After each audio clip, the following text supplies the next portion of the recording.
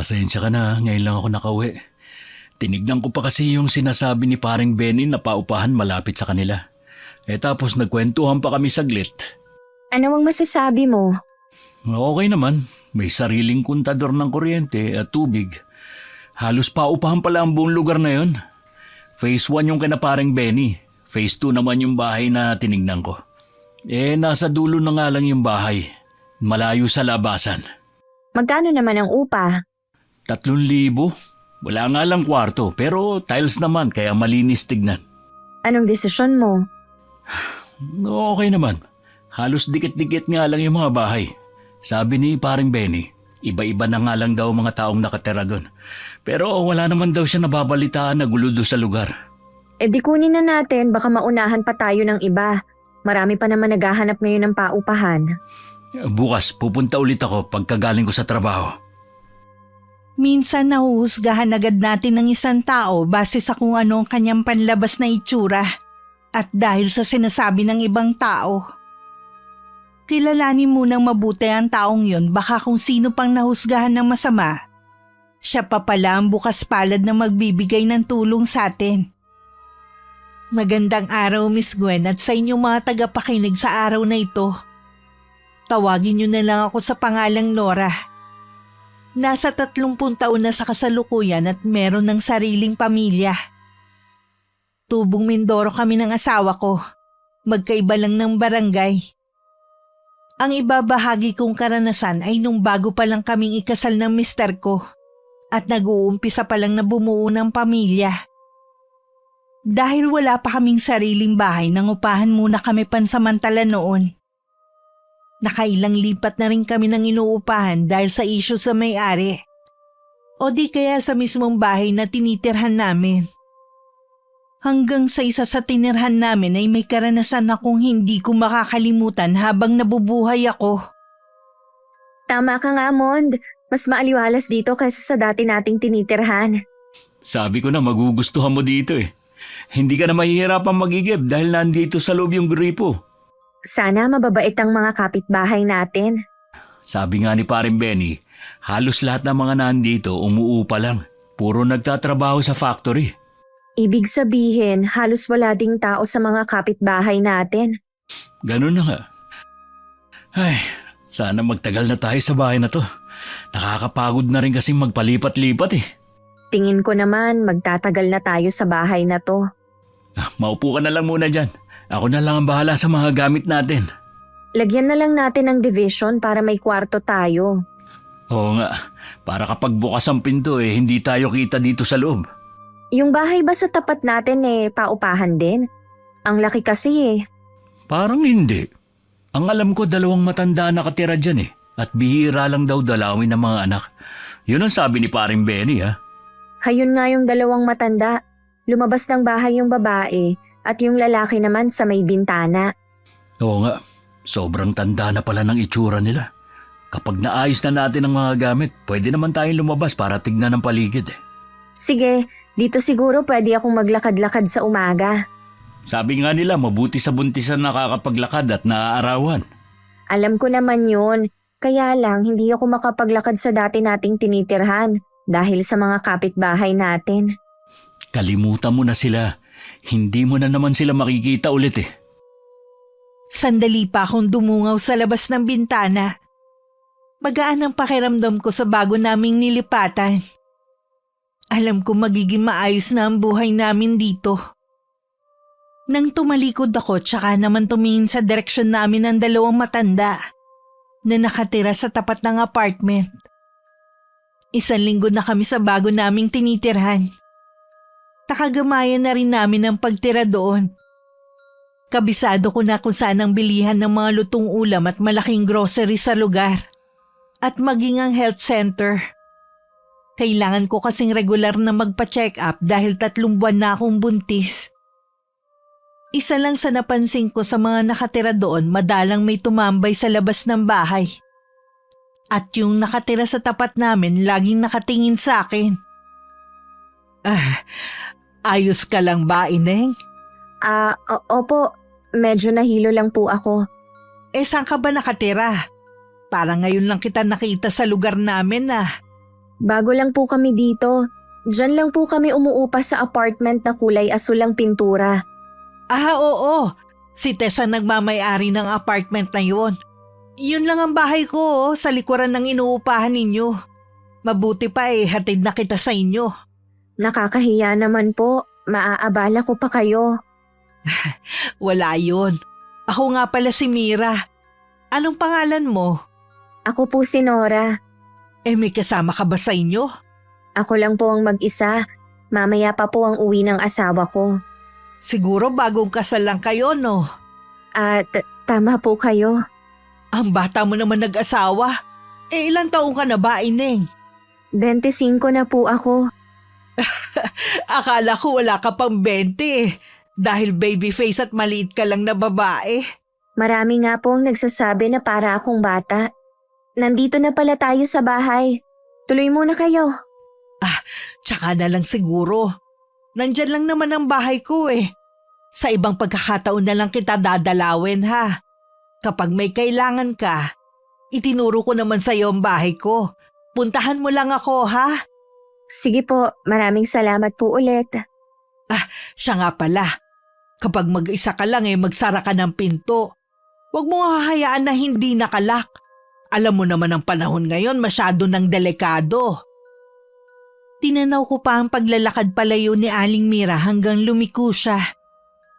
Akma na sana kung papasok sa bahay nang mapatingin ako sa tapat namin. Naroon na matandang babae. May hawak na walis habang matiim ang pagkakatitig sa akin. Matipid akong umitay at saka pumasok na sa loob. Gaya ng bilid ni Aling Mira, naglak ako ng pinto. Mabuti naman may nakilala ka na agad sa mga taga rito. Mukhang mabait si Aling Mira. Hindi ko nga lang pala naitanong kung taga rito ba sila o umuupa lang din katulad natin. Di ba sabi naman niya dadalaw siya sa ibang pagkakataon? Di tsaka mo itanong, yung nasa tapat ba natin? Nakipag-usap na sa'yo? Ay, sa tingin ko, hindi pala kaibigan ng dalawang matanda sa tapat natin. Ilang beses ko na silang binati at nginitian. Hindi naman nila ako pinapansin. Hayaan mo na lang. Baka talagang ganun lang sila. Lalo na matatanda na nga. Napansin ko din, wala masyadong nakatambay sa labas. Kahit nga mga bata, wala akong nakikitang naglalaro Wala rin akong nakikita na dumadaan sa tapat natin. Mukhang naiinip ka na. Ang dami mo na kasi napapansin Tuwing wala na kasi akong ginagawa, lagi akong nasa tapat ng bintana kaya nakikita ko. Naisip ko nga, baka sadyang iniiwasan ng mga tao ang kalye na to.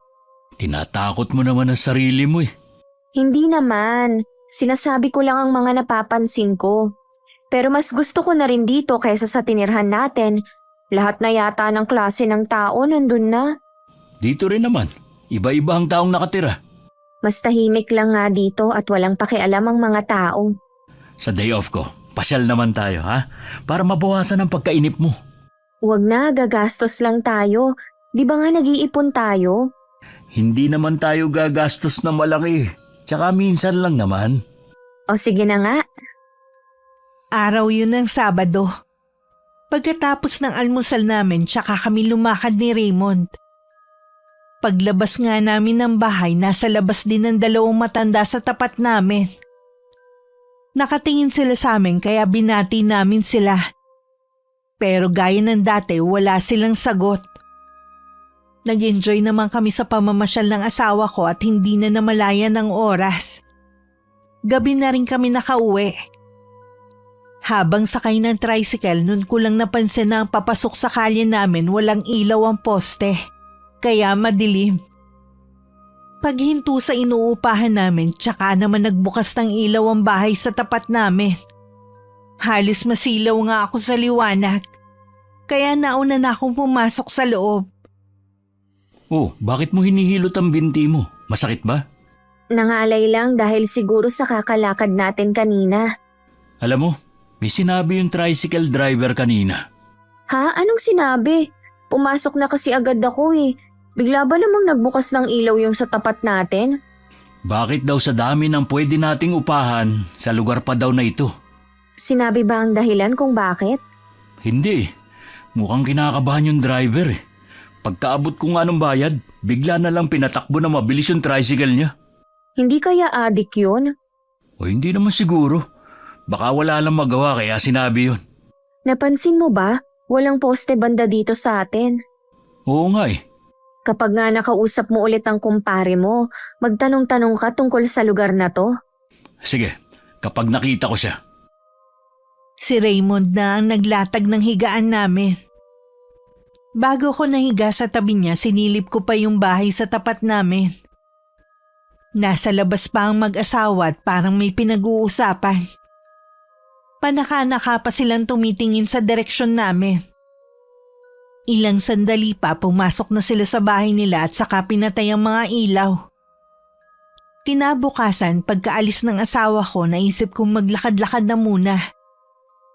Nang mapadaan ako sa tapat ng bahay ni Aling Mira, nakangiting tinawag niya ako. Daan ka muna dito, Ineng, kung wala kang gagawin sa inyo. Wala naman po. Naiinip na nga rin ako sa bahay eh. Ang hirap din pala kapag walang makausap. Ay, sinabi mo pa. Kaya nga ako pagtatanim ang pinagkakaabalahan ko eh. Ang ganda naman po ng mga tanim nyo. Ako po kasi hindi nakakabuhay ng halaman. May mga ganong tao talaga. Bibigyan na rin kita para meron kang display sa harap ng inuupahan ninyo. Ang ganda naman po nito. May bulaklak na agad. Maraming salamat po, Aling Mira. Ay, walang anuman, iha. Unang kita ko pa lang sa'yo eh, magaan na ang loob ko sa'yo. Ganon din naman po ako sa inyo. Naikwento ko nga kayo sa asawa ko eh. Natutuwa nga siya dahil kahit bago lang kami dito, may kakilala na ako. Basta laging bukas ang bahay ko para sa inyo mag-asawa. Aling Mira, meron po sana akong gustong itanong sa inyo. Eh sige lang, iha. Magtanong ka at sasagutin ko lahat. Natural lang naman na marami kang tanong dahil bago lang kayo rito. Napansin ko po na mula sa kanto papasok dito sa atin walang ilaw ang poste. Matagal na bang wala talagang ilaw? Yan ang misteryo na hanggang ngayon pala isipan pa rin sa mga taga rito. Ano po ang ibig niyong sabihin? Eh lagi naman yung pinalalagyan ng ilaw eh. Kaya lang laging nasisira o kaya napupunde kahit bagong lagay lang. Tumatagal lang ng 1 linggo tapos sira na naman. Nung pina-check up nila sa electrician, wala namang nakitang diferensya. Kaya po ba nasabi niyong misteryo? Oo, dahil hindi nga maipaliwanag kung bakit. Meron nga din pong tricycle driver na nagsabi sa amin na bakit daw dito pa kami tumira. Hindi ko tuloy maiwasan na matakot.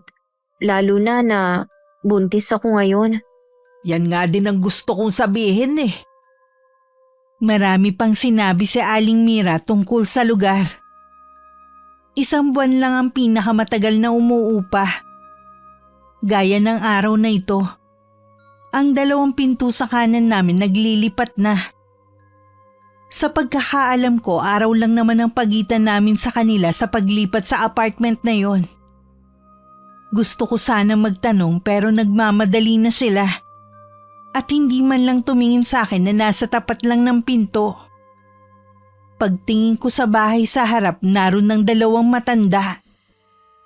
Wala na tuloy tayong mga kapitbahay. Nung nandito pa nga sila, sobrang tahimik na. Lalo na siguro ngayon. May nahanap siguro sila na mas maganda kaysa dito kaya lumipat sila. Ewan ko, Raymond. May palagay ako. Merong kakaiba sa lugar na to. Bakit mo naman nasabi yan? Hindi ka ba nagtataka sa paligid natin? Kahit araw pa, wala kang taong nakikita sa labas o mga batang naglalaro. Tapos yung mga poste ng ilaw, ilang beses na daw yun pinalitan, pero lagi lang napupundi. At yung sinabi ng tricycle driver, bakit niya yun sinabi? At sigurado, may alam siya. Ano ngayon ang gusto mong mangyari? Oo, wala. Gusto ko lang maglabas ng saloobin sa'yo. Kung lilipat na naman kasi tayo, baka mahirapan na tayong makahanap ng kasing mura nitong tinitira natin. At saka baka sa paglipat-lipat lang natin maubos ang ipon natin. Tandaan mo, kailangan natin maganda sa panganganak mo. Alam ko naman yun. Hindi ko naman hihilingin sa'yo na lumipat na naman tayo. Kung natatakot ka dito, Siyempre, mas gugustuhin ko na rin na umalis na tayo.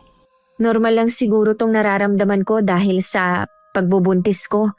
Ang bilis kong maapektuhan sa mga nakikita at naririnig ko. Bago pa lang naman tayo rito. Masasanay ka rin sa katahimikan ng paligid natin. Doon kasi sa inalisan natin, umaga't gabi, maingay na yung mga kapitbahay. Oo nga, at saka nalilibang na rin naman ako dahil kay Aling Mira. Gusto ko rin makausap si Aling Mira para makapagtanong na rin. Sa day off mo puntahan natin siya sa kanila. Diyan lang naman sa likod ng bahay niya. Huwag ka sana mag-isip ng kung ano-ano, ha? Baka mamaya kasi may epekto yan sa bata. Oo nga, minsan kasi nakakalimot din ako. Manood ka na lang sa YouTube para malibang ka habang wala ako. Ganoon na nga lagi ang ginagawa ko hanggang makatulog ako Yung bandalawang matanda na kapitbahay natin, nakipag-usap na sa'yo?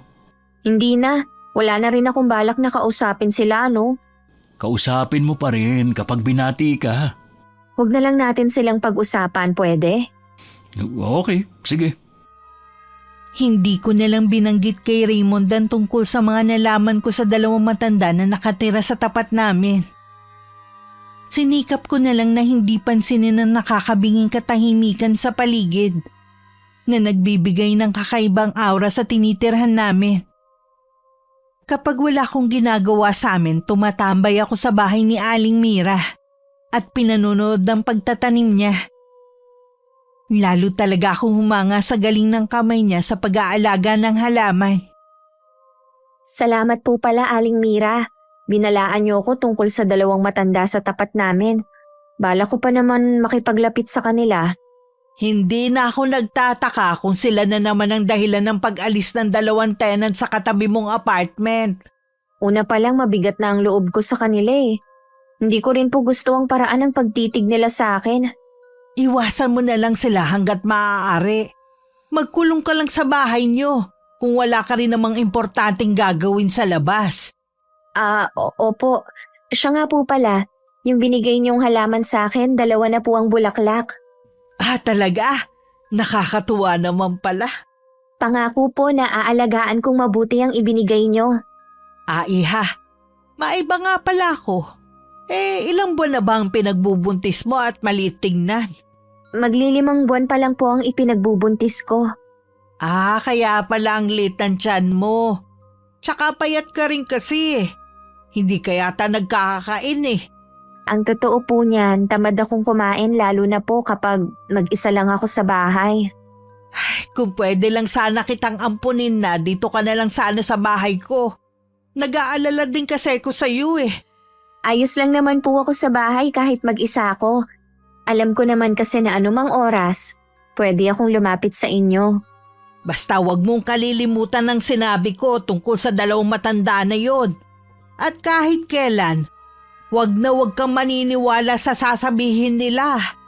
Opo, hindi ko naman nakakalimutan ang sinabi ninyo. Inimbita ko ni Aling Mira na kumain ng tanghalian sa bahay niya. Pinaunlakan ko na rin siya dahil sa pamimilit niya.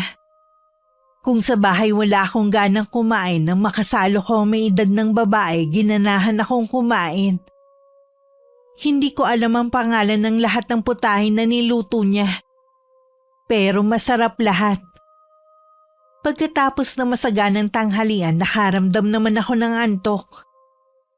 Uuwi na sana ako pero pinigilan ako ni Aling Mira. Sa papag na lang daw nila ako matulog. Dahil sa nararamdaman kong antok, pinagbigyan ko na siya. Nagising na lang ako dahil sa mga kagat ng lamok sa braso ko. Madilim na rin sa labas. Napabangon na ako at saka hinanap ang ginang pero wala ito. Alam ko nasa bahay na si Raymond, kaya nagmadali na akong umuwi. Saan ka ba nang galing? Muntik na akong pumunta kay na kapitan para magpatulong na hanapin ka. Pasensya ka na, Mond. Napahaba kasi yung tulog ko kina Aling Mira Ano? Natulog ka sa ibang bahay? Bakit kailangan pang makitulog? May sarili naman tayong bahay. Hayaan mo muna ako magpaliwanag. Kanina kasi pauwi na ako dapat. Inimbita ako ni Aling Mira na sa bahay niya kumain ng tanghalian. Ang sarap kasi ng mga ulam niya. Kaya naparami ang kain ko. Tapos yun na nga, inantok ako at nakatulog na. Napakahaba naman yata ng tulog mo. Alam mo ba kung anong oras na? 8:00 na ng gabi. 1 oras na kitang hinahanap. Bakit kasi hindi mo ko pinuntahan kina Aling Mira? Alam mo naman na doon lang ako pumupunta. Nanggaling na ako doon. Walang ilaw at saradong-sarado. Akala ko walang tao eh. Nagising nga ako na madilim at wala si Aling Mira eh. Nagmadali na nga rin ako na umuwi dahil naisip kita. Sa susunod nga, dalin mo lagi ang cellphone mo. Tinatawagan rin kita pero nandito pala sa bahay. Pasensya na ha kung napag-alala kita. Hindi na to mauulit. Dapat lang naman kasi na maging responsable ka. Oo na nga eh. Kanina pa nga ako humihingi ng pasensya pero ayaw mo pa rin tumigil. Nag-aalala na nga ako sa'yo. Ikaw pa naiinis dyan? Ipinaliwanag ko na ang nangyari, di ba? Di tapos na, magpahinga na lang tayo. Hindi mo man lang ba ako tatanungin kung kumain na ako? Bakit pa? Sigurado naman ako na hindi ka pa kumakain. Dahil nasanay ka na pagdating kakain na lang. Nawalan na rin ako ng ganang kumain. Ikaw na lang ang magluto kung nagugutom ka. Natigilan naman si Raymond. Hindi siguro siya makapaniwalang sasabihin ko yun sa kanya.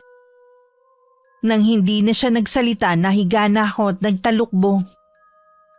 Nakakapagtaka lang na kahit maghapon na akong natulog, nakakaramdam pa rin ako ng antok. Ilang sandali pa narinig ko ang paglabas ng asawa ko. Siguro bibili na lang siya ng pagkain sa labas. Meron namang mabibilhan. Yun nga lang medyo malayo dito sa amin. Kinabukasan, hindi ko na nagisnan si Raymond. Inakala kong pumasok siya sa trabaho. Nang maalala ko na day off nga pala niya. Magandang araw po.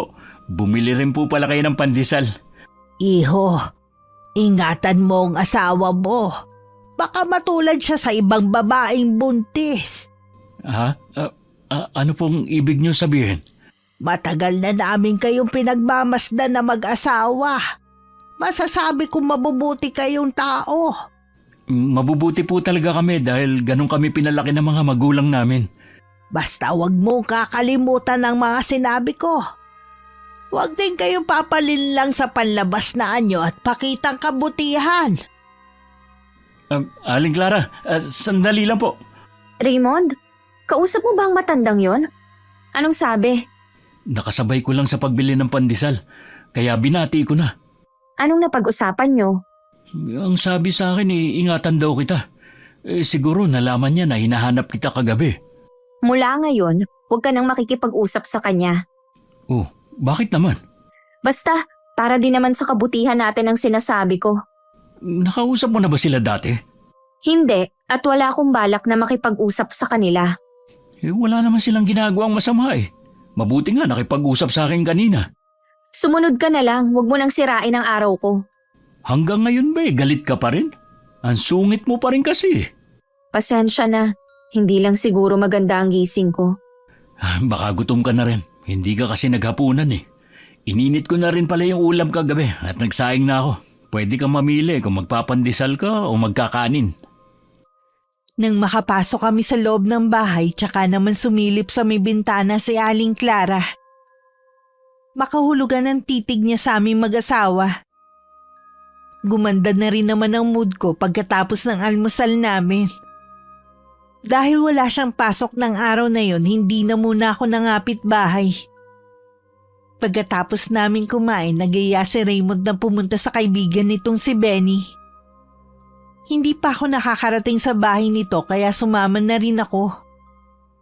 Doon na rin kami nananghalian.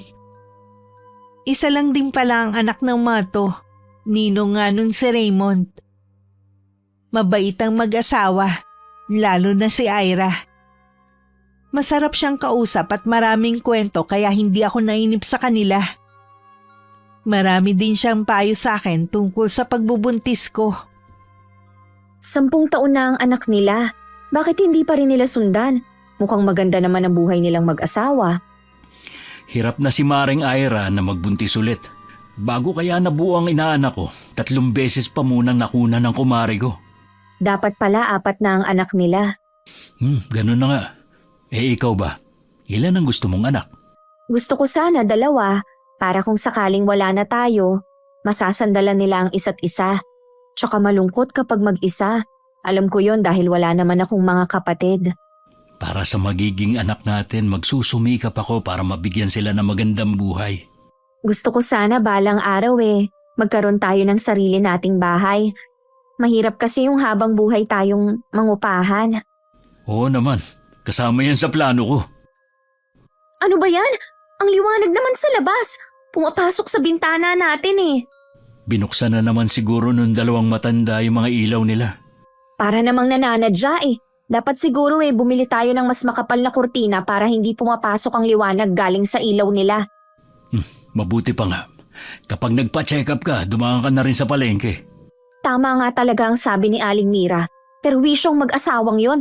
Kaya siguro hindi na dinadalaw ng mga anak dahil sa ugali. Mainit na naman ang ulo mo Kanina ang saya lang natin. Naglilihi ka pa yata Malaki ang respeto ko sa mga matatanda. Pero sa mag-asawang yon, mauubos yata. Bakit ba bigla ka na lang nairita sa kanila? Ano ba sinabi ni Aling Mira sa kanila? Marami at lahat hindi magaganda. Hindi tama na maniwala ka kagad sa mga sinasabi ni Aling Mira. Hindi pa naman natin siya lubos na kilala Naniniwala ako sa kanya.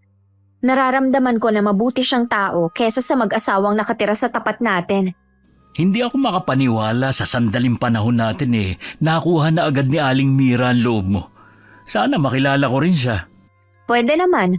Minsan sumama ka sa akin sa kanila. Sige, sa susunod na day off ko. Kinabukasan pagkaalis ni Raymond, pumunta na agad ako kay na Aling Mira. Nadatnan ko siyang parang may dinaramdam. Wala kasi siyang kasigla-sigla. Hindi rin niya inaasikaso ang mga halaman niya. Basta nakaupo lang siya. May problema po ba? Wala naman, iha. Mabuti na padalaw ka sa akin ngayon. Hindi po ako nakapunta dito kahapon dahil day off ng asawa ko. Pinuntahan din namin ang kaibigan niya na taga rito din. May kaibigan pala kayo na taga rito. Anong pangalan? Baka kilala ko rin. Ang mag-asawang Benny at Ira po. Yung anak ni Tasha. Kilala ko ang mag-asawang yun. Si Benny nga pong nagrekomenda sa tinitirhan namin. Napakabait po nung mag-asawa. Si Raymond po ang kaibigan nila noon pa. Inaanak ng asawa ko ang nag-iisa nilang anak. Ganun ba? Mabait nga ang mag-asawang yun. Baka po nakakaabala na ako sa inyo. Hindi, iha. Natutuwa nga ako na nandito ka Wala nga lang akong ganang kumilos ngayon para maghalaman. Aling Mira, may parating po dito. Ha? Anong ginagawa nila dito? Kilala niyo po ba sila? Oo, kilala ko sila. Ang mabuti pa umuwi ka na muna sa inyo. Haharapin ko lang sila. Sige po, uuwi na po muna ako sa amin. Parang mag-asawa ang bagong dating. Nang mapatapat sa kanila, bahagya ko pa silang tiningnan. Parang galit ang mga yun at namumutla pa ang babae na nakakapit sa lalaki. Nilingon ko pa si Aling Mira, nakita sa mukha ang galit.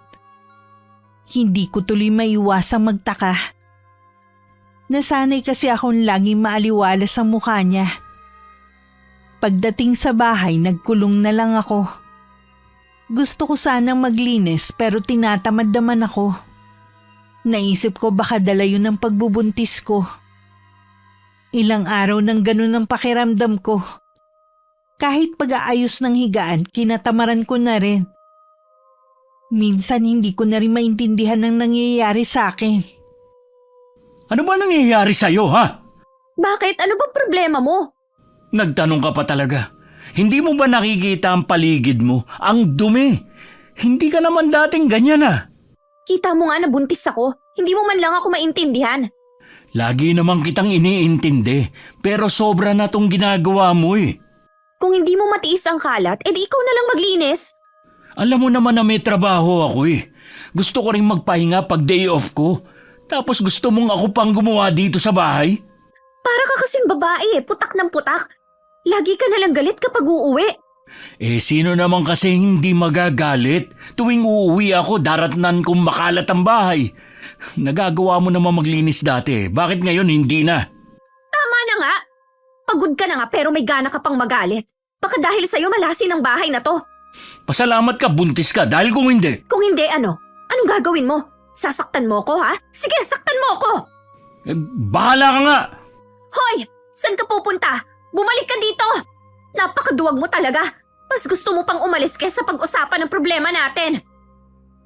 Tuwing meron kaming hindi na pagkakasunduan ng asawa ko, si Aling Mira lang ang takbuhan ko. Para ako nagkaroon ng pangalawang ina sa katauhan niya. Pinapakalma naman niya ang kalooban ko at binibigyan ng payo na akala ko para sa kabutihan ko. Pero hindi ko namamalayan na ang mga sinasabi niya nagiging dahilan para mas lalo pa kami mag-away na mag-asawa. Bakit ngayon ka lang umuwi? Nag-overtime ako sa trabaho eh. Hindi mo man lang inisip na buntis ako at walang kasama dito? Kesa naman umuwi ako na maaga. Tapos darating ako na makalat ang bahay. Tapos wala pang pagkain akong dadatnan. Nagdadahilan ka lang yata eh. Baka naman may babae ka na sa trabaho mo. Pwede ba, Nora?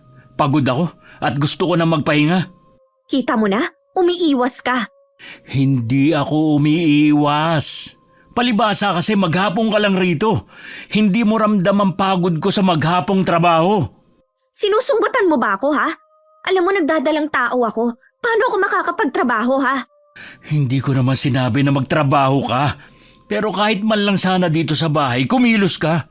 Nakakawalang gana naman kasing umuwi dito, lalo na pag ganito ang madadatnan mo. Kumuha ka sana ng kasambahay kung gusto mong laging malinis ang bahay na to. Kita mo yung mga sinasabi mo.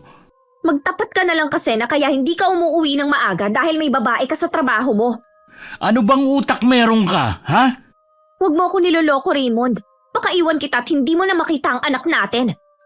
Huwag mo akong tinatakot, ha? Akala mo naman kaya mo na sarili mo. Sa gitna ng pagtatalo namin ni Raymond, bigla na naman bumukas ang ilaw sa tapat namin. Hindi pa ako nakakabili ng makapal na kortina. Kaya tumatago sa may bintana namin ang liwanag nun. Talagang nananadya ang mga yun, ah. Hayaan mo na lang. Mabuti nga may ilaw sila sa labas eh. Anong hayaan? Namimihasa na ang mga yun eh. Hindi porke tayong umuupa, lagi na lang tayong makikisama. Baka naingayan sila sa pagtatalo natin kaya nagbukas ng ilaw. Wala akong pakialam kung naiingayan man sila sa pagtatalo natin. Nandito naman tayo sa loob ng bahay natin, ah. Uy, saan ka pupunta? Gabi na, bumalik ka nga rito. Nora, ano ba ang gagawin mo? Pagsasabihan ko lang sila. Sinabi nang hayaan mo na lang sila eh. Lumabas nga kayo dyan! Naririnig niyo ba ako? Alam kong gising pa kayo! Nora, ano ba? Nakakahiya yung ginagawa mo. Huwag kang makialam. Meron nang nagbubukas ng pinto. Ay, pasensya na po kayo, Aling Clara. Bakit ba ang hilig niyong magbukas ng ilaw? Napakaliwanag, oh. Hindi ba kayo nasisilaw? Noon pa naman ginagawa na namin to. Dahil kung napansin mo, wala tayong poste ng ilaw. Ang sabihin niyo, papansin kayo. Masyadong matalas ang dila mo, iha. Mag-iingat ka. Baka yan ang magpahamak sa'yo. Pumasok na tayo sa loob ng bahay, nakakahiya ka na eh. Sila dapat ang mahiya. Nananahimik tayo sa bahay natin. Sila ang perwisyo sa mga kapitbahay. Pasensya na ulit, Aling Clara. Pumasok na po kayo sa bahay niyo. Ako na ang bahala sa asawa ko. Huwag mong hayaan na ikaw ang kontrolin ng asawa mo, iho. Anong sinabi mo? Hayaan mo na. Pumasok na nga si Aling Clara sa bahay nila eh. Nakakabuisit ang matandang yon. Ano ba nangyayari sa'yo, ha? Pati matanda pinapatula mo. Wala ka ng respeto. Hindi pa rin humupa ang galit ko. Lalo pa nga yung tumindi dahil sa kapitbahay namin. Mula rin ng gabing yun, lagi na kami nagtatalo tuwing umuwi siya galing trabaho. Kahit anong sabi kong hindi niya kailangan mag-overtime, hindi ko pa rin siya mapigilan. Dahil si Aling Mira lang ang nakakausap ko, sa kanya lang ako lagi dumadaing. Tama nga ako. May ibang babaeng kinalolokohan ng asawa mo kaya bigla siyang nagbago. Ganun naman talaga ang lalaking nagloloko eh. Madalas na babae ang hinahanapan nila ng butas para hindi sila mabuko sa ginagawa nila. Ano pong gagawin ko, Aling Mira? Hindi ko po kayang mawala siya. Ang lalaki kasi kapag nabaling na sa iba ang paningin nila, mahirap na ulit makuha ang loob. Lahat po gagawin ko para bumalik ulit sa akin ang asawa ko. Mabuti nga hindi ka pa niya iniiwan eh. Yung iba nakikisama na talaga sa kabit nila. Hindi niya magagawang sumama sa babaeng yun. Oras na malaman ko kung sino ang kabit niya. Umanda sa akin ang babaeng yun. Huwag ka lang magsawa na kumprontahin siya. Aamin din ang asawa mo kapag napagod na sa kakatanggi. Paano po kung umamin nga siya na may ibang babae? Anong gagawin ko? Eh di ireklamo mo sa barangay na magtanda. Parang nakakahiya naman po yun. Baka sabihin naman nila, problemang mag-asawa ay kailangan ko pa bang isumbong sa kanila? O di kaya pumunta ka sa trabaho niya. Hulihin mo siya sa akto. Parang mas okay po yan. Sapat nang mapahiya sila sa harap ng maraming tao. Huwag kang magpapaape dahil lang wala kang trabaho. Hindi po talaga. Salamat po sa inyo ha. Kahit papaano, gumagaan ang pakiramdam ko. Dahil may nasasabihan ako ng problema ko. Sabi ko nga sa'yo para nakitang anak. Siya nga pala. Kumusta yung dalawang matanda sa tapat nyo? Nasugod ko nga pala sila nung gabi na nag-aaway kami ni Raymond. Mag-iingat ka sa kanila. Ayoko sanang sabihin to pero palagay ko kailangan mo na rin malaman para mas lalo ka mag-iingat. Ano pa po ang alam niyo tungkol sa kanila? Usap-usapan na to noon pa man. Yung si Aling Clara daw gumagamit ng itim na karunungan. Sumagi kasi sa isip ko na baka dinadasalan niya si Raymond para lumayo sa'yo. Hindi na po nakakapagtaka. Sa itsura pa lang nila, mukha na silang mangkukulam. Huwag mong babanggitin kahit kanino ha. Kahit pa sa asawa mo ang tungkol sa sinabi ko sa'yo. Minsan na kasi kung pinagbantaan ng mag-asawang yun eh. Huwag po kayong mag-alala. Wala akong sinasabi sa asawa ko. Lahat ng sinasabi niyo sa akin hindi lumalabas. Salamat. Alam ko mapagkakatiwalaan ka talaga. Alam ko naman po kasi na meron talagang itinatago ang mag-asawang yun. Kahit hindi niyo pa sabihin sa akin. Huwag kang basta pupunta sa bahay nila. Baka pati yung dinadala mo dasalan din nila. May alam po ba kayong pangontra para hindi nila masaktan ang magiging anak ko? Magtatanong ako sa isa kong kakilala. Patuloy pa rin sa pag-uwi ng gabi si Raymond. Katwiran pa rin niya dahil sa overtime. Pero hindi ako naniniwala. Nang hindi na ako nakatiis, pinuntahan ko na siya sa trabaho niya. Nag-eskandalo ako at pinaya siya sa harapan ng mga kasama niya. Kahit ganun ang ginawa ko, hindi pa rin siya umamin. Sira na ba ang ulo mo? Ha? Bakit pumunta ka sa trabaho? Dahil sa ginagawa mong panloloko, araw-araw akong nalolokas na sa pag-isip. Sinabi ko na sa'yo na wala akong babae. Sinungaling! Hindi ako naniniwala sa'yo. Alam ko na may babae ka. Bakit hindi ka pa kasi umamin? Wala nga sabi akong babae. Puro trabaho lang iniisip ko para sa inyo na magiging anak natin. Ito nga ang pagbubuntis ko ang dahilan kung bakit ka nang bababae. Umamin ka na kasi! Wala akong aaminin sa'yo dahil wala naman talaga. Galing ka na sa trabaho. Wala ka naman nakita na kasama kong babae, di ba? Magaling ka lang kasing magtago. Alam mo, sawan-sawa na ako sa pagbubunga mo. Mabuti pa, umuwi ka na lang sa probinsya natin. Hayaan mo na lang ako ditong mag-isa. Para ano? Maging libre na kayo ng babae mo? Hindi ako papayag. Sobra na kasing ginagawa mo eh. Sa tingin mo kaya, magandang ginawa mong pagpunta sa trabaho ko, ha? Desperada na kasi ako. Sige, para matigil na yung pagdududa mo, mabuti pa umalis na lang ako sa trabaho. Bumalik na lang tayo sa atin. Magtiis tayong magdildil ng asin. Wala ka namang darat na trabaho doon. Ano, hayaan mo na lang kami na mamatay sa gutom, ha? Ayaw mo naman palang umuwi tayo dun eh. Eh di tumigil ka sa panggugulo mo. Ikaw ang tumigil sa pambababae mo. Kapag hindi mo pa iniwan ng babaeng yun, ipapatawag na kita sa barangay. Mabuti pa nga para malaman mo na nagsasabi ako ng totoo. Naiiling na lang si Aling Clara na naririnig ang pagtatalo naming mag-asawa. Sa kabila ng pagbabanta ko kay Raymond, hindi ko pa rin siya napigilan sa pag-uwi ng gabi. Kahit malaki ang sahod na ibinibigay niya sa akin dahil sa overtime niya, hindi pa rin mawala-wala ang pagdududa sa akin. Kahit malaki na ang naiipon namin, parang hindi pa rin ako masaya.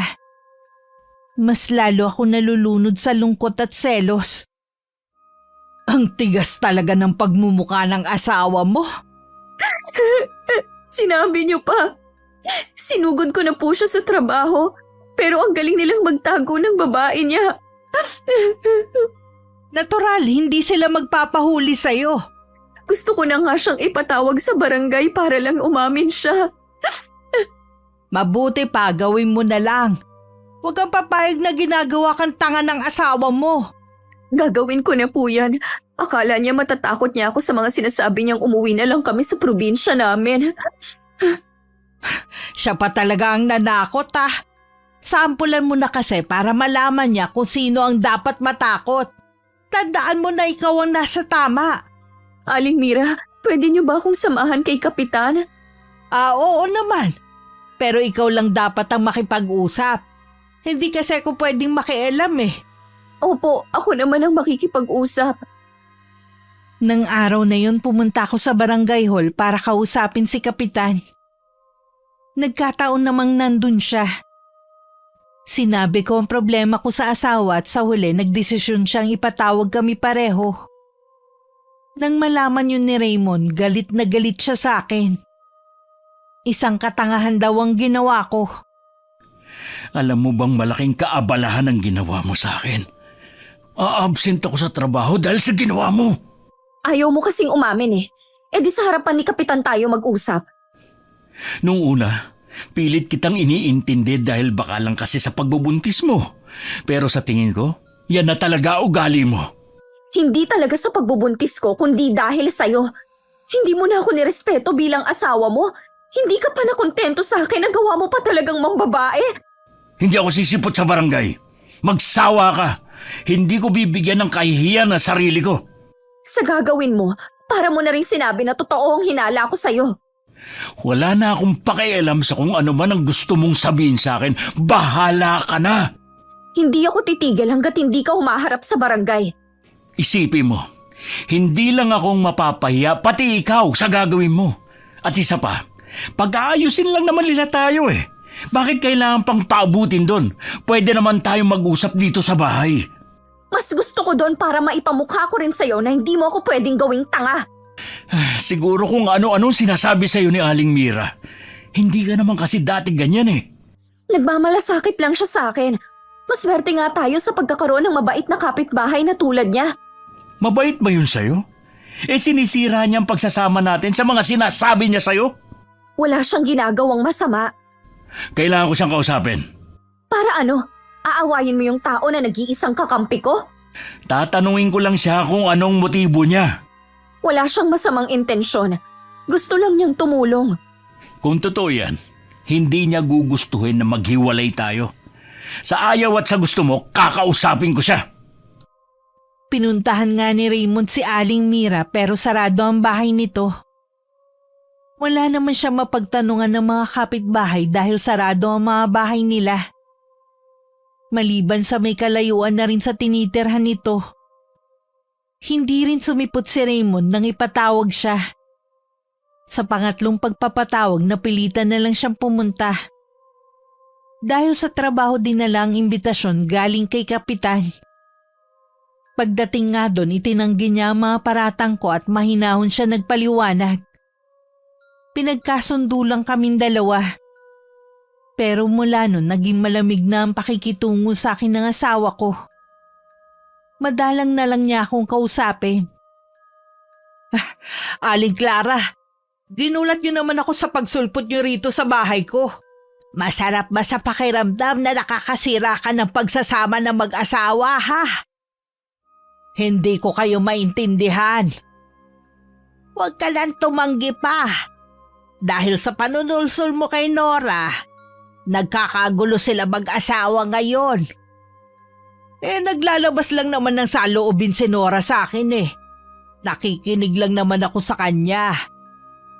Kung wala kang masamang motibo, sana tama ang pinayo mo kay Nora.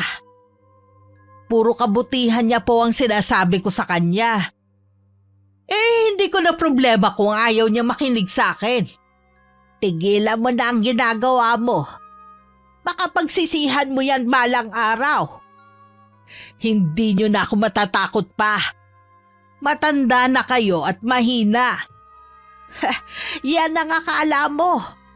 Huwag mo sabihing hindi kita binalaan. Dahil sa ginagawa sa aking pambabaliwala ni Raymond na baling sa online sugal ang atensyon ko.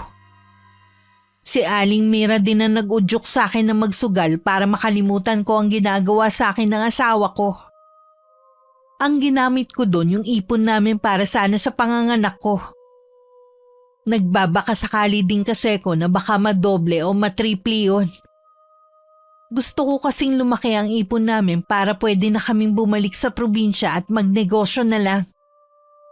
Hindi na niya kailangan pang bumalik sa trabaho. At hindi na rin sila magkikita ng babae niya. Pero hindi ko inaasahang matatalo ako ng sunod-sunod. Hanggang mapansin ko na ubos na pala ang pera namin. Naskampu yata ako, Aling Mira. Ni minsan kasi hindi pa ako nanalo eh. Naubos na ang ipon namin ni Raymond. Hindi yun scam. Talaga yatang malas ka sa sugal eh. Ano po ang gagawin ko? Sigurado na magagalit si Raymond kapag nalaman niyang naubos na ang ipon namin. Ang maipapayo ko lang sa'yo, magsugal ka ulit ng isa pang beses. Malay mo bumalik ang natalo sa'yo. O di kaya mas dumoble pa. Wala na po akong perang hawak. Paano pa po ako tataya? Di ba malapit na ang sahod ng asawa mo? Gamitin mo ang pera na yun. Kapag natalo pa po ako, wala nang matitira sa amin. Yun lang ang tanging paraan na naiisip ko para mabawi mo lahat ng perang naipatalo mo. Kapag bumalik at mas malaki pa ang pera na yun, siguradong matutuwa ang asawa mo. Makakapagnegosyo na kayo sa inyo gaya ng plano mo. Tama po kayo. Nararamdaman ko naman na mananalo na ako sa pagkakataong ito. Ganyan dapat. Laging positibong mag-isip. Nung sumahod si Raymond, lahat ng perang ibinigay niya itinaya ko. Pero ganun na lang ang panlulumo ko nung matalo ako ulit. Nakaramdam din ako ng takot. Wala na rin kasi kaming bigas at sa isang araw na rin ang bayaran ng bahay. Bigla ko rin naalalang hindi pa pala ako nakakabayad ng ilaw at tubig namin. Agad akong pumunta ka na Aling Mira pero wala siya sa bahay nila. Ilang sandali pa ako naghintay baka sakaling may pinuntahan lang at pabalik na rin. Pero hanggang sa mainip ako at umuwi na lang. Sa mga oras na yun, takot na nangingibabaw sa akin kung paano ko haharapin ang galit ni Raymond. Oh, bakit walang ilaw? Ngayon lang ba nag-brownout? Naputulan tayo kanina. Ha? Paano nangyari yun? Di ba nasa iyo yung pambayad? Nakalimutan ko kasing magbayad eh. Huwag mo sabihin pati tubig nakalimutan mo rin. Oo eh. Pambihira ka naman talaga oh. Alam mo, importante ang mga yun eh. Ako na lang magbabayad bukas. Bigay mo na lang yung pera. Idadaan ko bago ako pumasok sa trabaho. Ano nga palang ulam? Hindi pa ako nakakapagluto. Ha? Bakit hindi ka nagluto? Naubusan na rin ba tayo ng gas? Wala na kasi tayong bigas at wala rin akong perang pambili ng ulam natin. Ha? Ano ka mo? Di ba kabibigay ko lang sa'yo na sahod ko? Naubos agad eh. Wala na rin tayong pambayad ng renta ng bahay. Yung ipon natin. Naubos na rin yun. Paano naubos? Alam mo, nagpapakahirap ako sa trabaho para makapag-ipon para sa panganganak mo. Anong ginawa mo sa pera? Ipinansugal ko. Akala ko kasi mapapalago ko eh. Kailan ka pa natutong magsugal? Saan ka nagsusugal? Sa online, hindi mo kasi ako pinapansin kaya doon nabaling ang atensyon ko. Hindi ko naman alam na malululong ako eh. Kasalanan ko na naman. Puro na lang ako sinisisi mo sa mga mali mong desisyon. Patawarin mo ko. Hindi ko naman sinasadya eh.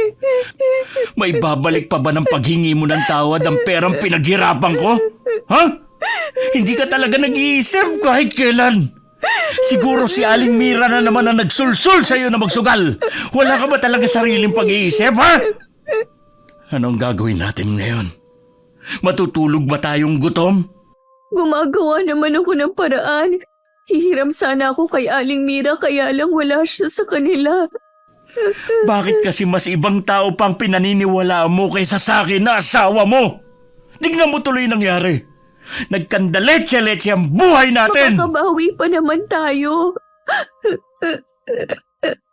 Paano tayo agad makakabawi? 2 buwan na lang manganganak ka na. Hindi mo man lang iniisip ang kalagayan mo bago mo pinatalo ang ipon natin sa sugal. Nascam nga ako. Ginusto mo talaga magsugal. Hindi ka na-scam! Natulog kaming walang laman ng tiyan. Nakahiga na ako nang maramdaman ko nagtimpla na lang ng kape si Raymond.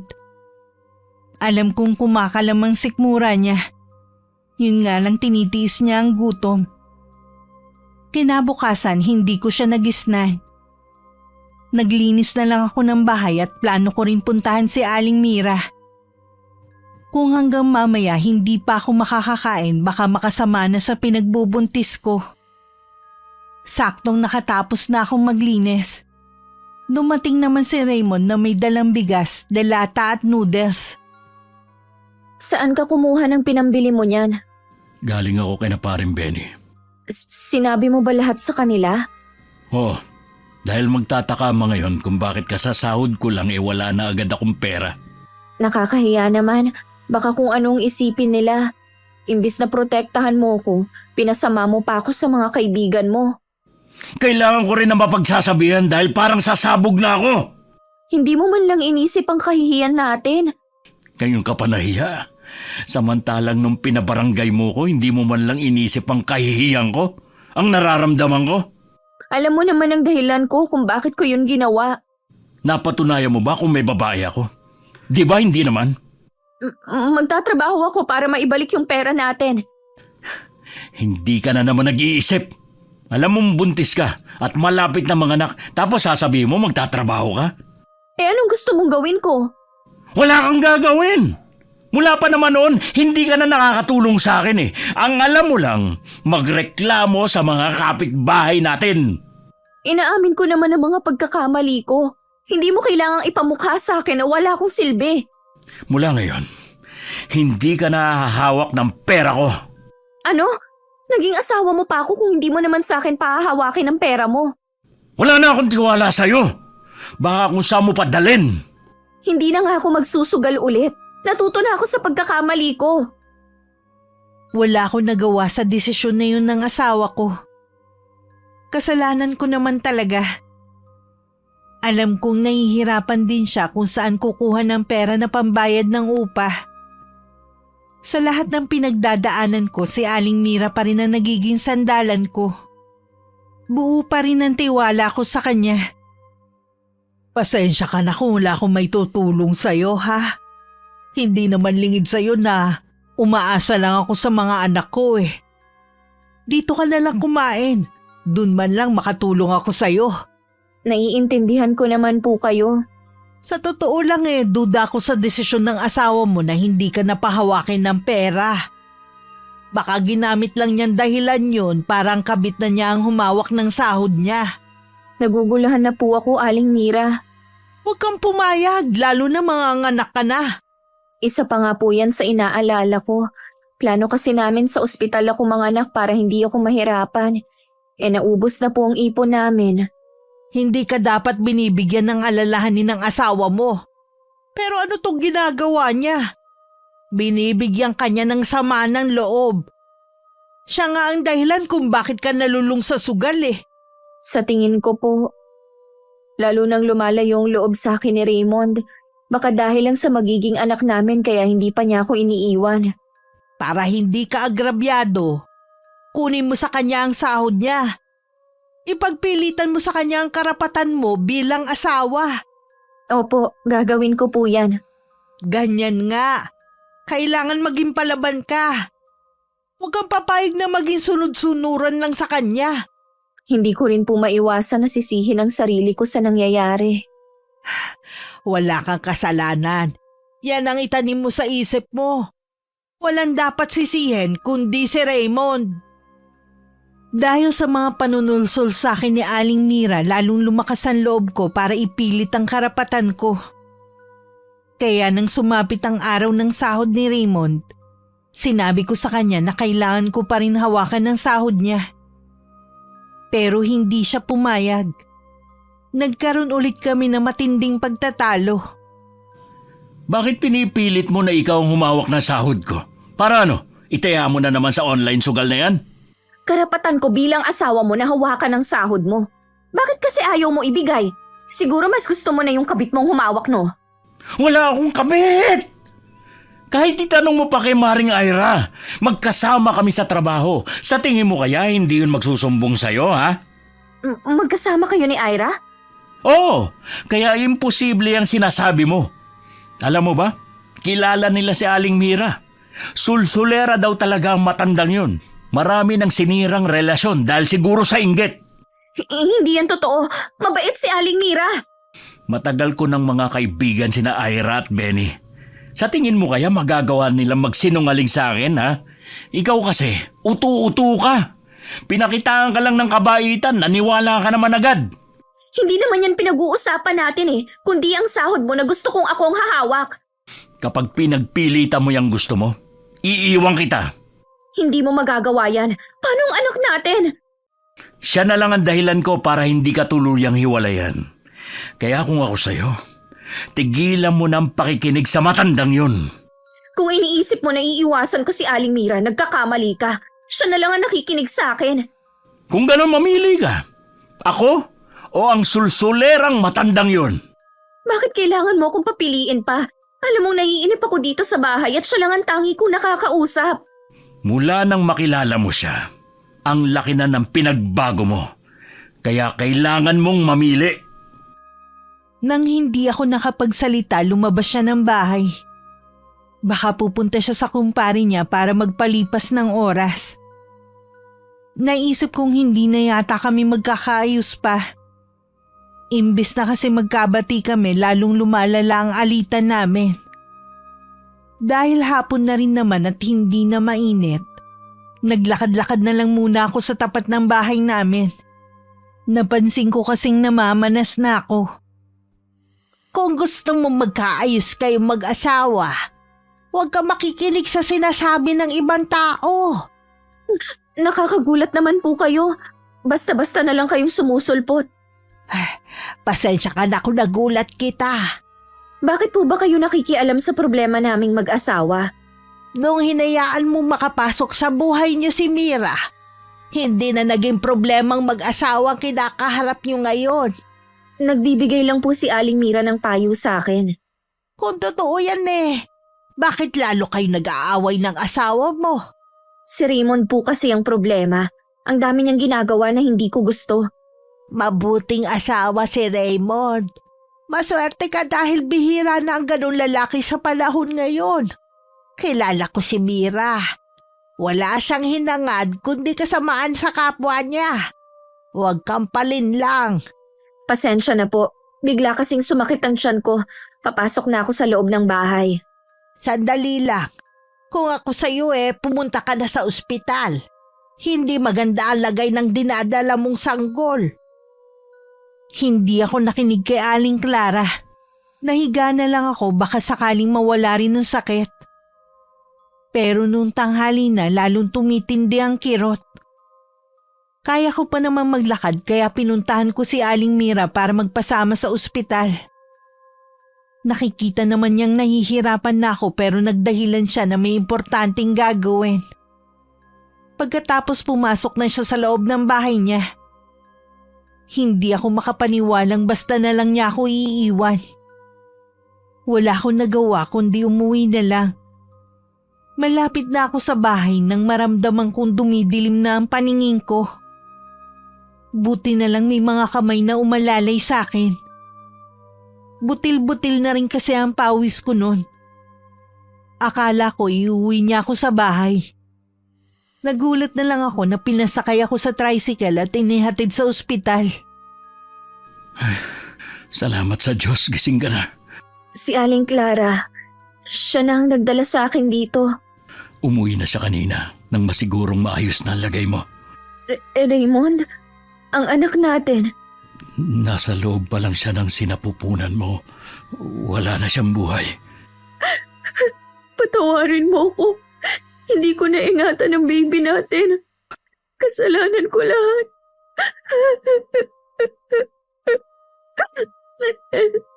Tumahan ka na. Makakasama sa'yo ang pag-iyak. Hindi ka ba nagagalit sa akin?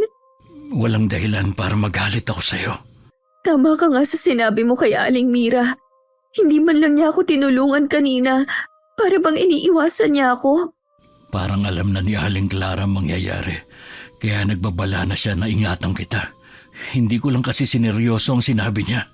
Malaki ang utang na loob ko kay Aling Clara. Sa kabila ng mga nagawa kong kasalanan sa kanya, siya pa talagang nagmalasakit sa akin. May pagkakataon ka pa naman para bumawi sa kanya. Maging mabait ka na sa kanilang mag-asawa. Oo, magiging mabait na ako sa kanila. Hihingi din ako ng tawad sa inasal ko sa kanila noon. 2 araw pa kami sa ospital. Sinabi rin ni Raymond na dinala ni Aling Clara ang sanggol nung umuwi ito. Ang matanda na lang daw ang bahalang maglibing. Pagdating sa inuupahan namin, nakaramdam na naman ako ng matinding lungkot dahil sa pagkawala ng anak namin. Nang masiguro namang pwede na akong iwan, pumasok na sa trabaho si Raymond. Kayo po pala, Aling Clara. Kumusta ka na? Dinalhan nga pala kita ng bulalo. Ayos na po ako. Salamat po sa dala ninyo. Nag-abala pa talaga kayo. Wala yun, iha. Mainam yan para makahigop ka ng sabaw. Salamat din po pala sa pagdadala ninyo sa akin sa ospital. Hindi ko po sukat akalain na kayo pa ang tutulong sa akin. Papunta ka pa lang kay Mira, sinundan na kita. Alam ko naman kasing hindi ka niya tutulungan eh. Oo nga po. Hindi nga po ako makapaniwala. Kahit nakikita na niyang nahihirapan na ako, pinagsarhan pa rin niya ako ng pinto. Ingatan mo ang sarili mo, ha? Mas matindi pa sa panganganak ang nangyari sa'yo. Baka mabinat ka. Opo, tatandaan ko po ang sinabi ninyo. Huwag ka na ulit papalin lang kay Mira. Kahit magtanong ka sa mga taga rito, siya talagang iniiwasan ng mga taga rito. At hindi kami mag-asawa. Alam ko marami siyang paninirang sinabi tungkol sa amin. Pasensya na po kayo kung nahusgahan ko na agad kayo. Ang sakit pa ng mga sinabi ko. Kalimutan mo na. Hindi naman ako nagtatanim ng galit sa kapwa ko eh. Siya nga pala. Ibalik mo na kay Mira ang halaman na ibinigay niya sa'yo. Nababalot pa rin ako ng lungkot. Pilit ko lang itinatago kay Raymond. Nagpapalakas na rin ako para makapagtrabaho. Gusto ko kasing makaipon para maibalik sa asawa ko ang perang naipatalo ko sa sugal. 2 linggo na rin ang nakakalipas nang maisipan kong puntahan si Aling Mira. Naabutan ko siyang naghahalaman. Ibinaba ko sa harapan niya mismo ang halamang ibinigay niya noon. Nora, ikaw pala. Oh, bakit dala mo ang halaman na yan? Ibinabalik ko na po sa inyo. Sa'yo na yan. Hindi ko naman binabawi eh. Kung alam ko lang po na magdadala ng kamalasan ng halaman na yan, hindi ko na po sana tinanggap. Ano bang sinasabi mo dyan? Hindi niyo man lang ba ako kukumustahin? Kumusta ka na? Mukhang maayos na naman ang lagay mo ngayon ah. Salamat kay Aling Clara na hindi nagdalawang isip na tulungan ako at dalhin sa ospital. Alam ko nagtatampo ka sa akin dahil hindi kita tinulungan noon. Sana naman maintindihan mo ko. Masama din kasi ang pakiramdam ko ng araw na yun eh. Kilala ko na po kayo. Inalam ko na sa mga taga rito ang tunay niyong ugali. Kahit na wala ang anak namin ni Raymond, salamat na rin at nakilala ko na kung anong tunay niyong kulay. Nagkakamali ka. Hindi mo pa ako lubusang kilala. Hindi niyo na po ako mapapaniwala sa pagkukunwari niyong kabaitan. Tandaan mo, Nora. Ilang beses din kitang pinatuloy sa bahay ko at pinaghandaan ng makakain. Sana tumanaw ka rin ng utang na loob. Muntik niyo na rin sirain ang pagsasama naming mag-asawa. Hindi ko nakasalanan kung madali kang mapaniwala sa mga sinasabi ko. Nagpapasalamat na rin po ako sa inyo dahil hindi nakakainip ang pagtira namin dito sa lugar na to. Siguro aalis na rin kayo gaya ng iba. Wala po kaming balak na umalis ng asawa ko, gaya ng mga ginawa niyo ng masama. Bukas pa rin naman ang bahay ko kung gusto mong bumalik at makipagkwentuhan. Huwag na po kayong umasa. Nawala ng mabait na aura nito. O baka ako lang ang nakakakita dahil yun ang gusto niyang paniwalaan ko. Bigla ko tuloy naalala ang mag-asawa noon. Naisip ko baka isa rin sa muntikan ng masira ng babae. Nang sumunod na araw, naging tahimik naman ang buhay namin ni Raymond. Hindi naman pala nakakainip sa loob ng bahay kaya hindi ko kailangan mangapit bahay pa. Hiring ba sa inyo? Gusto mo na bang magtrabaho? Oo sana, gusto ko rin kasing makatulong sa'yo para mas mabilis tayong makaipon. Baka kasi hindi mo kayanin. Maghintay ka pa kahit ilang buwan. Hindi mo kailangang magmadali. Nahihiya kasi ako sa'yo. Alam ko baon ka sa utang dahil sa akin. Obligasyon ko naman yon bilang asawa mo. Kahit na, ang dami kong kahihiyan na ibinigay sa'yo. Pinaghinalaan pa kitang may babae. Nasaktan ako sa mga ginawa mo. Pero mahal kita. Kaya matagal na kitang pinatawad. Pangako, hindi na mawawala ang tiwala ko sa'yo. Mabuti naman. At natauhan ka na. Habang naghihintay ako kung kailan ako papayagan ni Raymond na magtrabaho, sinubukan ko rin makipaglapit kay Aling Clara. Mas lalo ko napatunayan na hindi totoo ang mga paninira ni Aling Mira sa mag-asawa. Nakapasok din ako sa bahay nila. Simple lang ang ayos at kumpleto sa gamit. Napag-alaman ko rin na nasa malayo ang mga anak nila.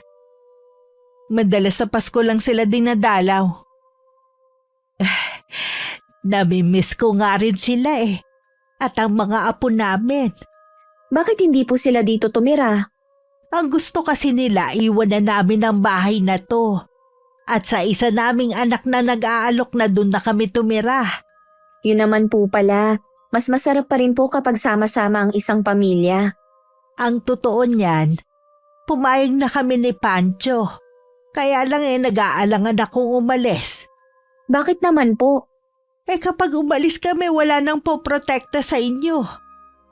Ano pong ibig niyong sabihin? Nasisiguro kong gaganti sa inyo si Mira. Kilala ko siya. Maitim ang budhi ng taong yun.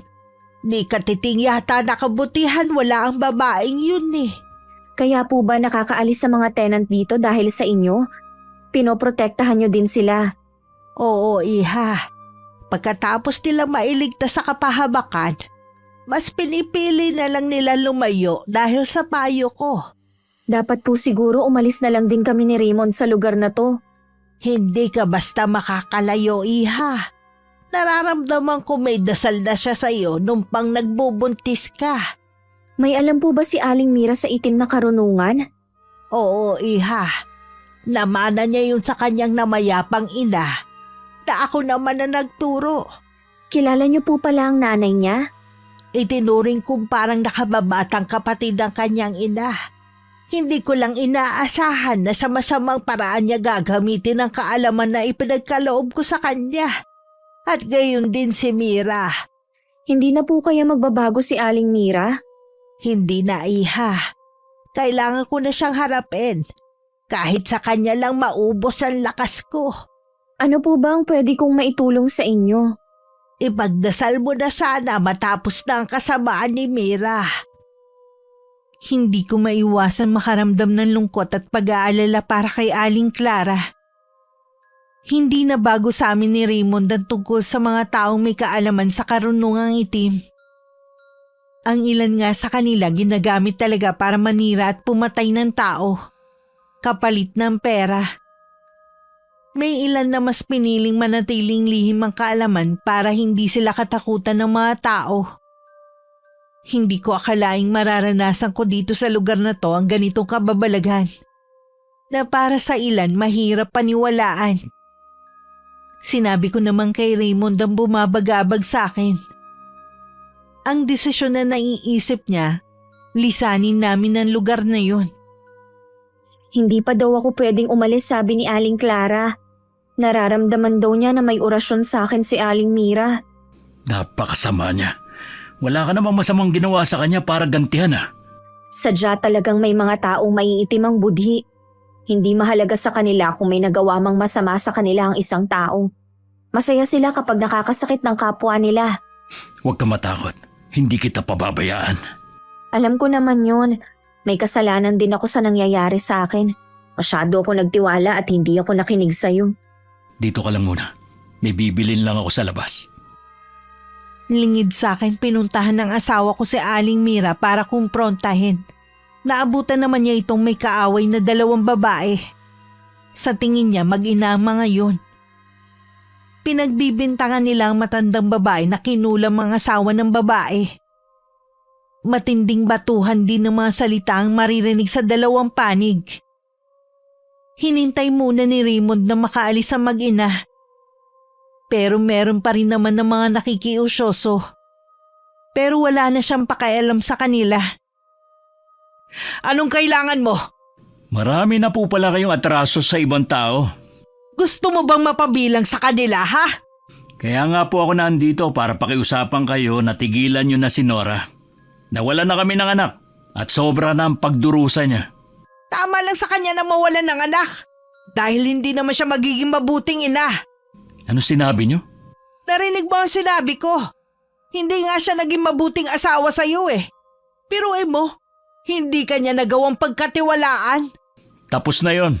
Nagsisimula na kami ni Nora ng panibagong buhay. Hindi ko hahayaan na maging masaya kayong dalawa. Habang ako malungkot na nag-iisa. Hindi namin kasalanan kung nag-iisa lang kayo sa buhay at malungkot. Tanungin nyo muna ang sarili nyo kung bakit nga ba kayo nag-iisa ngayon sa buhay. May mga tao kasing hindi makontento sa kung ano lang ang kaya kong ibigay. Ang sabihin nyo, sa sobrang sama nyo kaya walang makatagal sa inyo. Sige, pareho kayo ng asawa mo magdurusa sa gagawin ko. Kabado man, hindi na lang pinansin ni Raymond ang pagbabanta ng matandang babae. Nang makauwi, balisa na siya at parang malalim lagi ang iniisip. Nang mga sumunod na araw, madalas kong makita si Aling Mira na umaali-aligid sa bahay namin. Kapag nakita niya akong nakasilip sa may bintana, bibigyan niya ako ng nakakatakot na titig. Ang takot na nararamdaman ko ay unti-unting napapalitan ng galit. Bumabalik kasi sa akin ang ginawa niyang panlilinlang at ang pagkawala ng anak namin ng asawa ko. May bigla rin ako naisip na magandang gante para dito. Tinaon kong nasa trabaho si Raymond bago ko pinuntahan si Aling Clara sa kanila. Alam kong masama ang gusto kong mangyari. Pero sa tingin ko yun lang ang solusyon. Tama bang narinig ko? Gusto mong ipakulam si Mira? Tama po. Nitong nakaraang araw ko lang din po naisip na baka meron siyang inilalagay sa pagkain dahilan para makunan ako noon. Regular naman po kasi ako nagpapa-check up. Wala naman silang nakikitang diferensya sa sanggol sa sinapupunan ko. Posible rin ang sinasabi mo. Sa anak mo tumalabang sumpa na para dapat sa'yo. Gusto ko pong iganti ang nangyari sa anak ko. Kayo lang pong makakatulong sa akin. Nakikiusap po ako para niyo ng awa o... O sige, pagbibigyan kita. Tandaan mo lang, ang anumang masamang hangarin sa kapwa, may balik to sa'yo. Hindi man ngayon, Pero sa mga susunod na panahon. Alam kong nakakatakot ang sinasabi ni Aling Clara sa pwedeng mangyari sa akin. Pero nabubulag ako sa galit at pagluluksa dahil sa pagkawala ng anak namin ni Raymond. Bago ko umuwi, nangako si Aling Clara na gagawin na nito ang matagal na dapat niyang ginawa. Nung gabing yun, binuksan na naman ni Aling Clara ang lahat ng ilaw nila sa labas ng kanilang bahay. Kung dati naiinis ako, ngayon hindi na. Tumatambay pa nga ako sa labas para tingnan lang ang mga ilaw. Mabuti nagbukas sila ulit ng ilaw. Ang dilim naman talaga sa parting to eh. Oo nga, tsaka baka sa susunod na mga araw hindi na magbubukas ng ilaw ang mag-asawa. Ibinebenta na kasi ang bahay na yan at sa anak na nila sila titira. Malulungkot ako kapag umalis na sila. Sa edad din kasi nilang yon. Tama lang nakasama na nila mga anak nila. Lalo na si Ma'am Pancho na mahigit 80 na. Konting panahon na lang ang natitira sa kanila. Bakit kasi ngayon lang tayo naging malapit sa kanila? Sana noon pa. Siguro ayaw din nila maging malapit sa atin. Kaya parang hindi nila tayo pinapansin noon. Alam kasi nila na aalis na rin sila sa bahay na yan. Mas naiintindihan ko na sila ngayon. Siya nga pala. Nakausap ko kanina si Ira. Baka daw gusto mong magtrabaho sa garment. Mas madali daw ang trabaho dun.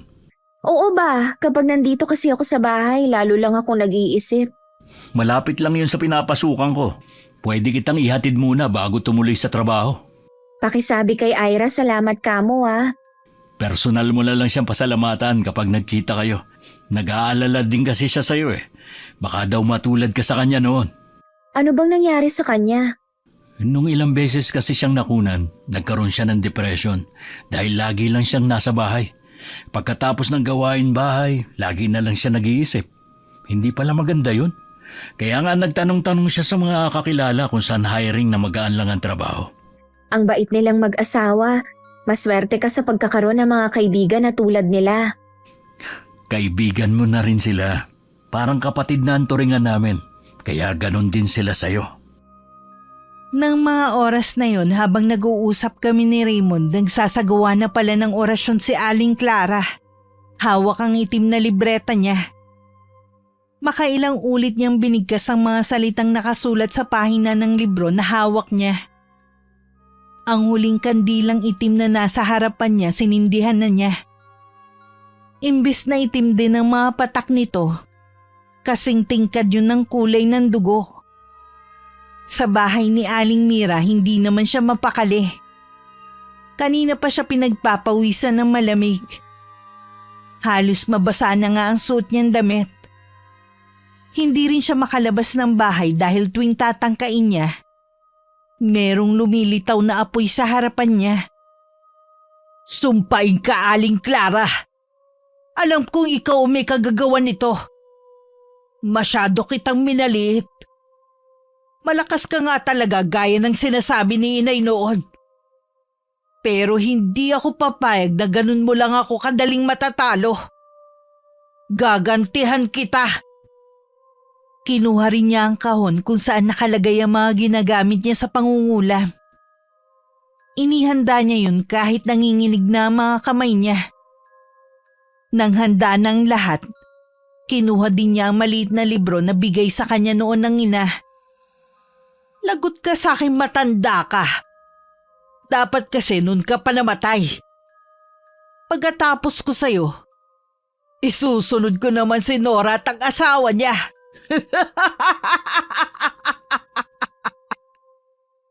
Bago ko magsimula sa bago kong trabaho, pinuntahan ko muna si Aling Clara sa kanila. Pagpasok ko, nakita ko na nakahanda na ang mga gamit nila. Nakaramdam naman ako ng lungkot. Dahil alam ko anumang oras aalis na silang mag-asawa. Aalis na po ba kayo? Bukas susunduin na kami ng anak kong lalaki. Sa bahay niya kami tutuloy. Bukas na rin po magsisimula ang trabaho ko. Hindi na pala tayo magkikita. Anumang oras pwede kayong pumunta sa bahay na lilipatan namin. Ibibigay ko sa iyo ang address mamaya. Mag-iingat po kayo lagi ni Mang Pancho. Sa sandaling panahon na nakilala ko kayo, napatunayan ko po kung gaano kayo kabuti. Mag-iingat rin kayo ni Raymond ha. Magtiwala ka lang sa asawa mo. Ikaw lang ang babaeng mamahalin niya habang buhay, gaya ni Pancho. Opo, hindi na po ako magdududa sa kanya dahil lang sa sulsol ng ibang tao. Huwag niyo na rin alalahanin si Mira. Hindi na niya kayo magugulo pa kahit kailan. Siya nga pala. Isuot mo tong kwintas na to. Protection yan laban sa mga iba't ibang elemento. Sa mga taong may inggit at pinagbabalakan ka ng masama. Makakatulong yan lalo na mag-uumpisa ka na sa trabaho mo. Iba-ibang tao makikilala mo doon. Maraming salamat po sa inyo, Aling Clara. Nagumpisa na akong magtrabaho noon nang makatanggap si Raymond ng masamang balita tungkol kay Aling Mira. Natagpuan daw ang wala ng buhay na katawan nito sa likod ng bahay niya. Inuuod na raw at napapaligiran ng mga bangaw. Marami ang nagsabi na bago ang araw na natagpuan nito, nakita pa nila ang babae na naglalakad na parang wala na sa sariling katinuan. Sa tabi ng bangkay nito ay ang mga ginagamit niya sa pangungula. Dahil tingin ng mga tao kampon siya ng dyablo, hindi pinayagan ng mga kaanak nito na maipasok ang labi nito sa loob ng simbahan. Hindi rin ito nabindisyonan. Sa abandonadong sementeryo din siya inilibing kasama ang mga gamit niya sa kulam. Sabi ng mga taga rito, barang daw ang ikinamatay ni Aling Mira. Matindi daw kasi ang barang dahil gumagamit ang gumawa nito ng mga insekto. Kapag daw pumasok na sa loob ng katawan ng biktima, hindi na nito kayang takasan ang kamatayan. Sumalangit nawa ang kanyang kaluluwa. Patawarin din sana ang taong gumawa nito sa kanya. Kahit gaano pa kasama ang isang tao, walang sino man na may karapatang kitlin ang buhay ng kapwa niya. Kung hindi nawala si Aling Mira, marami pa siyang mabibiktima. Siguro nga. Sana naman bago siya nalagutan ng hininga, nabigkas pa niyang humingi ng tawad sa mga taong nagawa niya ng kasalanan. Diyos na lang ang bahala sa kanya. Si Aling Clara ang isa sa mga taong naging bahagi ng buhay namin na hindi ko makakalimutan. Marami ako natutunan sa kanya sa maiksing panahon na nakilala ko siya. Nalungkot lang ako dahil sa muli naming pagkikita nasa loob na siya ng kabaong. Ayon sa anak nito, namatay siya habang natutulog. Maaliwala sa mukha niya nang silipin ko siya sa loob ng kabaong niya. Alam ko tanggap niya ang kamatayan niya. Dati aminado kong hinuhusgahan ko agad ng isang tao batay sa pananamit at pananalita nito. Dahil kay Aling Clara mas naging malawak ang kaisipan ko na hindi lahat ng masungit at nakakatakot ang itsura sila na ang masama. Hindi rin lahat ng palangiti at palakaibigan sila na ang mababait. Madalas sila pa ang may tinatagong lihim na minsan magdadala pa sa atin sa kapahamakan. Maraming salamat Miss Gwen sa pagbasa ng aking kwento. Sana kapulutan ito ng aral ng inyong mga tagapakinig. Wakas.